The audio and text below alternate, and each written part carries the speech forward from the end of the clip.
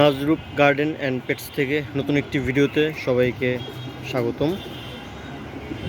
চলতেছে খুবই গরম, বলতে গেলে তীব্র গরমের কারণে গাছগুলোর অবস্থা খুবই খারাপ।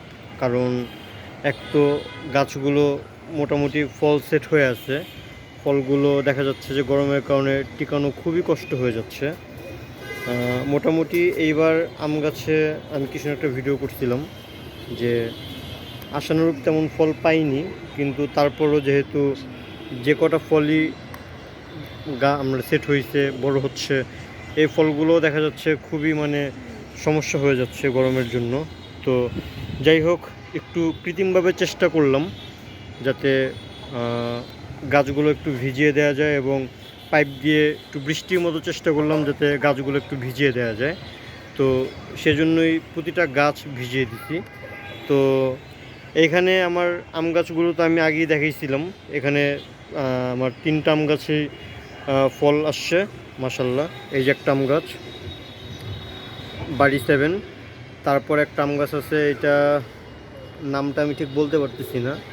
তারপরে এটা আমাকে ব্যানানা ম্যাঙ্গো বলে দিছিল, কিন্তু আসলে এটা ব্যানানা ম্যাঙ্গো আম গাছ না, ঠিক আছে।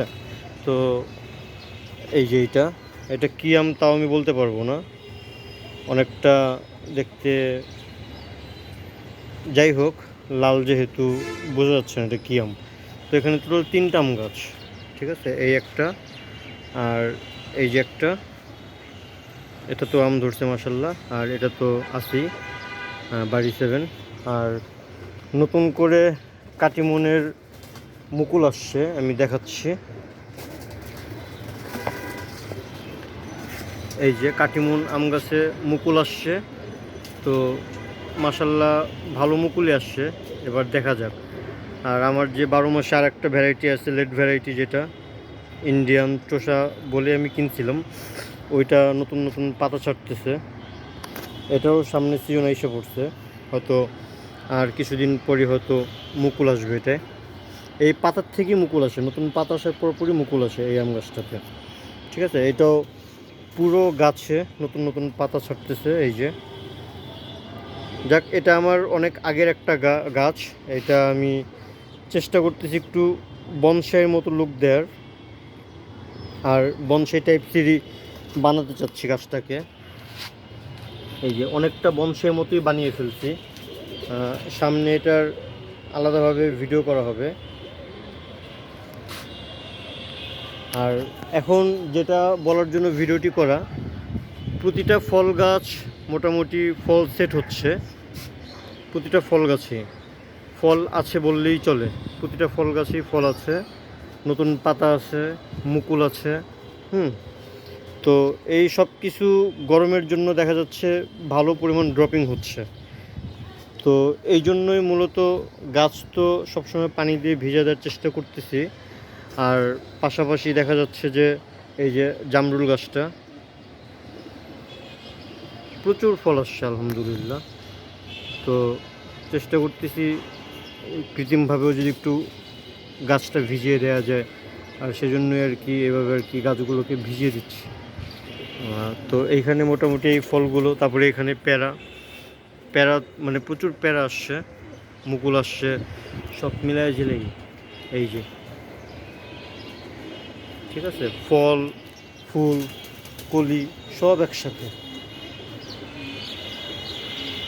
সব একসাথে। তো যাই হোক, এজন্য এই গরমের জন্য দেখা যাচ্ছে আমাদেরই কষ্ট হচ্ছে। তো গাছের তো একটু বিশেষ পরিচর্যার দরকার।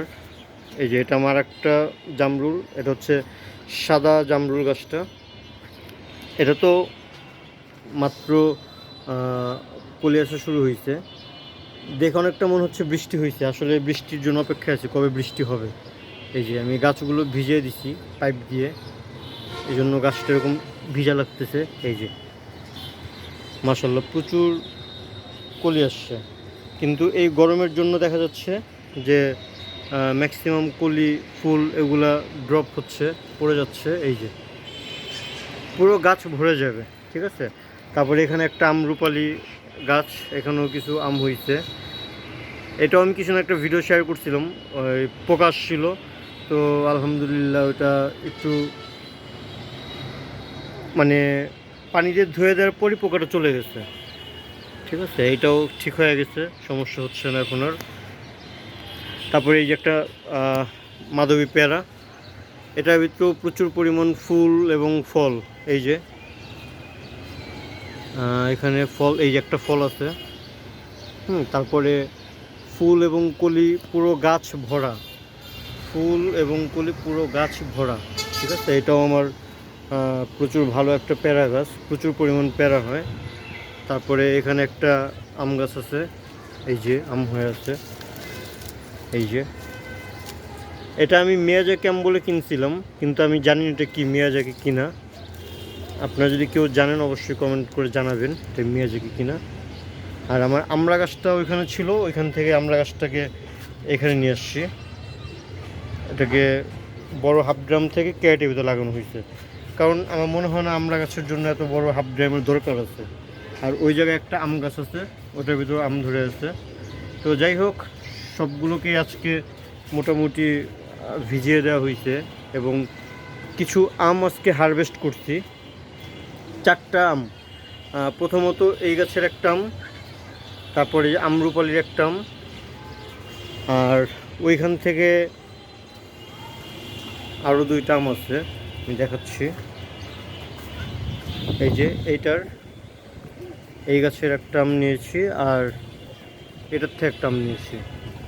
দেখা যাক, এগুলো কখনো টেস্ট করা হয়নি, এগুলি সব নতুন আম গাছ, শুধু একটা আম পুরাতন।